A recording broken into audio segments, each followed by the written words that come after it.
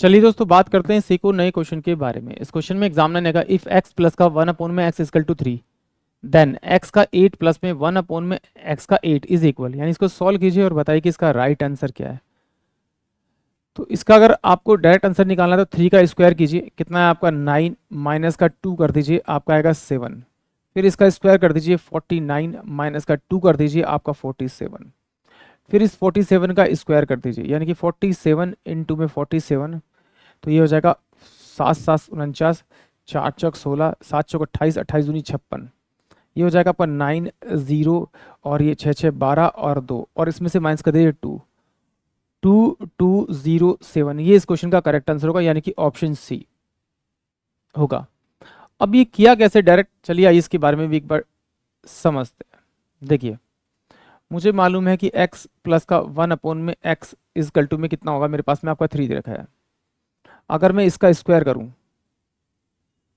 तो ये मेरे पास में x का स्क्वायर प्लस में 1 में x का स्क्वायर प्लस में 2x इंटू में 1 में x होगा, और ये बराबर कितना हो जाएगा आपका 9। इससे ये कट जाएगा, तो x का स्क्वायर प्लस में 1 में x का स्क्वायर इजकल टू होगा 9 माइनस का 2, यानी x का स्क्वायर प्लस में 1 में x का स्क्वायर इजकल टू वैल्यू आ गई 7। बट मुझे तो चाहिए 8, तो मैंने इसका फिर स्क्वायर किया एक बार और। जब इसका स्क्वायर किया तो ये हो जाएगा x का 4 प्लस में 1 में x का 4 और प्लस में 2 एक्स का स्क्वायर इंटू में 1 में एक्स का स्क्वायर बराबर में कितना हो जाएगा आपका 49।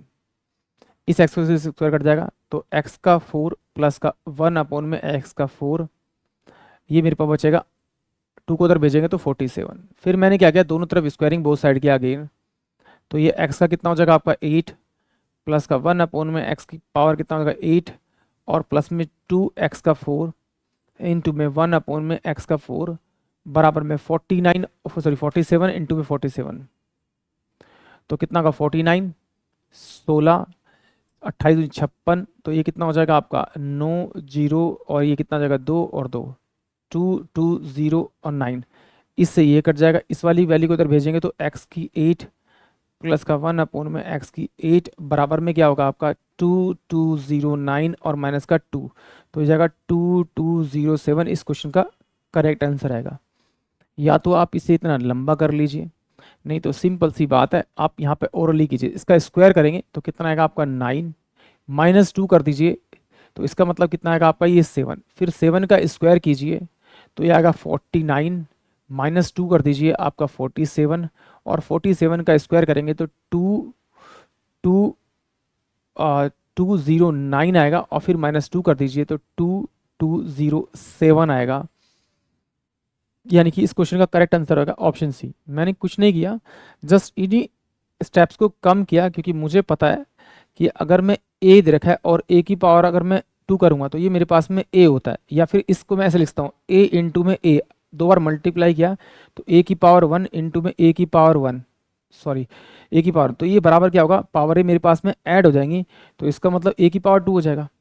अब ए की पावर 2 तो मुझे मिल गया, अब मैं इसका स्क्वायर करूंगा तो ये मेरे पास में ए की 4 आएगा। अगर ऐसे ऐसे नहीं सोचूंगा तो ऐसे सोचूंगा ए का स्क्वायर इंटू में ये मेरे पास में ए का स्क्वायर 2 बार मल्टीप्लाई होगा, यहाँ पर ए की 2 प्लस का 2 हो जाएगा, क्योंकि दोनों का बेस सेम है तो पावर ऐड होगी, तो ए का 4 आएगा। सेम ऐसे ही अब मैं ए की 4 की अगर स्क्वायर करूंगा तो ये हो जाएगा ए की पावर में 8, ए की पावर में 4 इंटू में ए की पावर में 4, तो इसका मतलब ए की पावर 4 प्लस का 4 किसके बराबर होगा, 8 के बराबर होगा। यानी कि इतना लंबा सॉल्यूशन कीजिए, या फिर थोड़ा सा ध्यान रखिए कि मेरा 8 कैसे आएगा। यहाँ पर पहली बार, दूसरी बार, तीसरी बार में मेरा 8 आएगा, तो आपको आपका आंसर आसानी से मिल जाएगा। आई होप आप सभी को क्वेश्चन समझ में आया होगा।